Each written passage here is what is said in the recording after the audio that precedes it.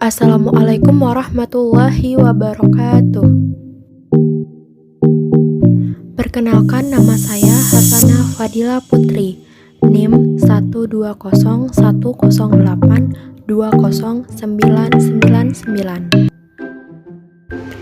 Menanamkan kesadaran konstitusional dalam berbangsa dan bernegara. Pembahasan 1. Definisi konstitusi dan perundang-undangan. Ada dua istilah terkait dengan norma atau ketentuan dasar dalam kaitan dengan kehidupan kenegaraan dan kebangsaan. Kedua istilah tersebut adalah konstitusi dan undang-undang dasar. Konstitusi berasal dari bahasa Prancis constituer yang berarti membentuk.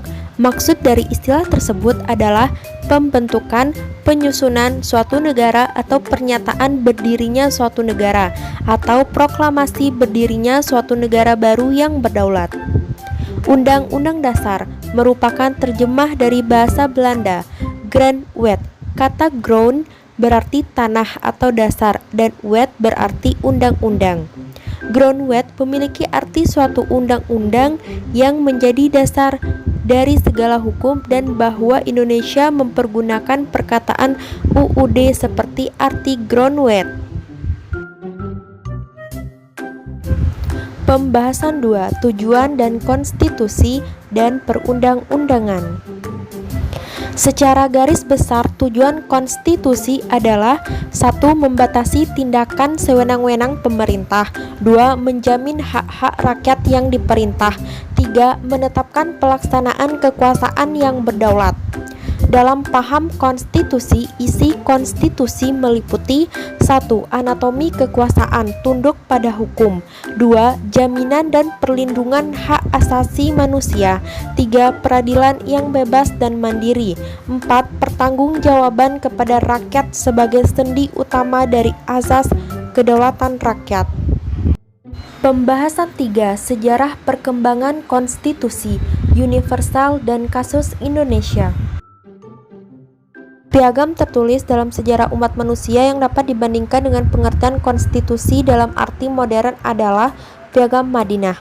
Piagam ini dibuat atas persetujuan bersama antara Nabi Muhammad SAW dengan wakil-wakil penduduk kota Madinah tak lama setelah beliau hijrah dari kota Mekah ke Yastrib, nama kota Madinah sebelumnya pada 622 Masehi. Banyak buku yang menggambarkan mengenai Piagam Madinah ini, kadang-kadang disebut juga sebagai Konstitusi Madinah.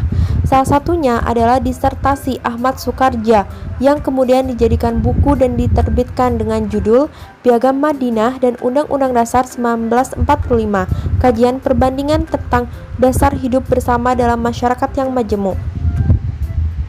Materi 4. Mekanisme pembuatan konstitusi dan undang-undang.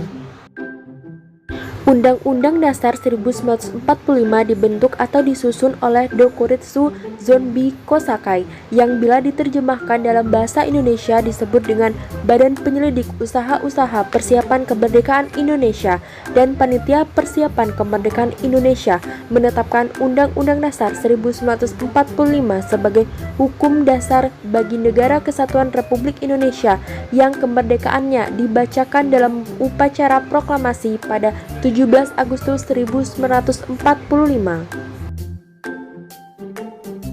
Konstitusi atau UUD merupakan hasil pemikiran sekelompok manusia yang mewakili suara rakyat yang berdaulat. Maka kemungkinan konstitusi tidak sempurna sangatlah wajar. Dengan seiring berkembangannya zaman, teknologi dan kebudayaan, konstitusi harus diadakan peninjauan kembali, baik dengan cara perubahan yang bertahap, gradual ataupun dengan cara penggantian konstitusi baru. Pembahasan 5. Pengertian Mahkamah Konstitusi dan Penegakan Hukum pasca amandemen UUD 1945. Namun seperti biasa, sesuatu yang baru biasanya direspon dengan pro dan kontra. terhadap hasil perubahan UUD 1945. Banyak kalangan yang kecewa meskipun tidak sedikit juga yang memuji. Persoalan yang penting setelah perubahan UUD 1945 adalah bagaimana UUD 1945 ditegakkan dan dipraktikkan demi mengantarkan keadilan dan kesejahteraan kepada rakyat Indonesia. Peran MK dalam penegakan hukum di Indonesia, terutama UUD 1945 sebagai hukum tertinggi negara dalam batas-batas kewenangan yang dimilikinya. Namun, dari kewenangan yang dimiliki MK banyak menyinggung soal kewenangan menguji UU terhadap UUD. Materi 6. Hukum Islam dalam perundangan di Indonesia. Di masa penjajahan Belanda, hukum Islam dibentuk dengan model Compendium Frege, yaitu kitab hukum yang berisi rangkuman atau ikhtisar hukum yang lebih spesifik tentang hukum perkawinan dan hukum waris menurut ketentuan syariat Islam. Materi 7. Mengidentifikasi tata urutan perundang-undangan di Indonesia dan dinamika pelaksanaannya. Tata urutan perundang-undangan dalam kaitan implementasi konstitusi negara Indonesia adalah merupakan bentuk tingkatan perundang-undangan di awal tahun 1966 melalui ketetapan MPRS nomor 20 MPRS tahun 1966 Lapiran 2 disebutkan bahwa hierarki peraturan perundang-undangan Indonesia adalah sebagai berikut. 1. Undang-Undang Dasar 1945. 2. Ketetapan MPR. 3. Undang-undang atau peraturan pemerintah pengganti undang-undang. 4. Peraturan pemerintah. 5. Keputusan presiden. 6. Peraturan pelaksanaannya.